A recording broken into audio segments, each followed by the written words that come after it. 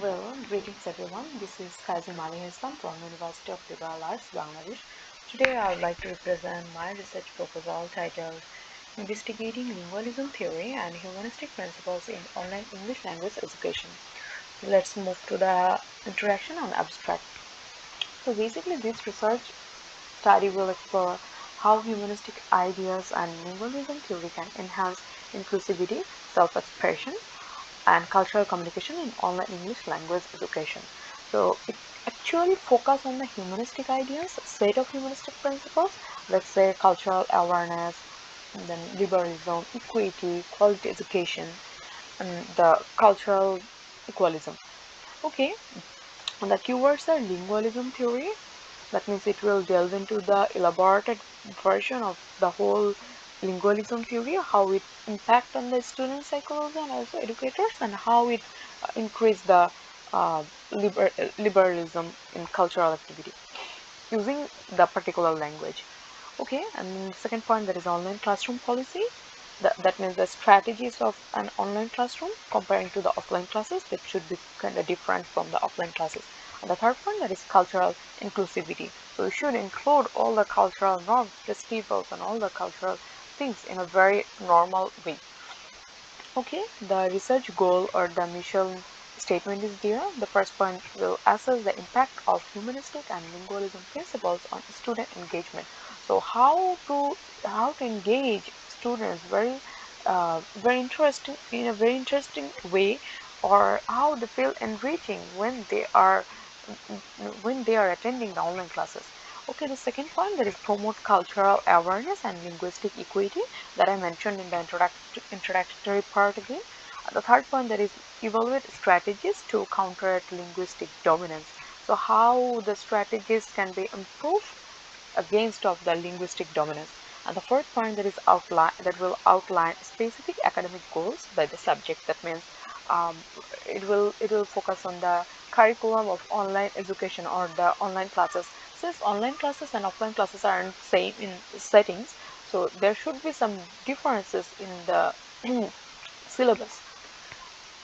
So moving to the literature review and methodology. So the literature review part was the first one, that is lingualism theory. It will explore the linguistic hegemony and language dominance and cultural, using the particular language and cultural forms, then uh, all the cultural things, including the lingualism theory too.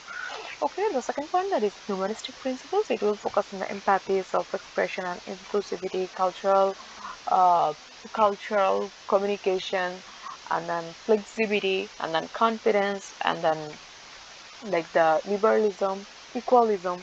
Okay, so this the whole research method was throughout. I mean, the both method was conducted here, the qualitative and quantitative. In the qualitative part, interviews and online classroom observations were held, and there was no record version. And second, there is quantitative. So the Google Forms, the surveys were collected, and data analysis. Okay, here are the research question. The first question, that is, how do humanistic concepts and lingualism theory affect identity and engagement? That means how the concept can impact on the identity and the student engagement in an online classroom, language classroom. The second question, that is, how does this approach influence cultural awareness and language identity? And the third, that is, in what ways can it counteract linguistic domination? So how can we decrease linguistic domination throughout the curriculum strategies?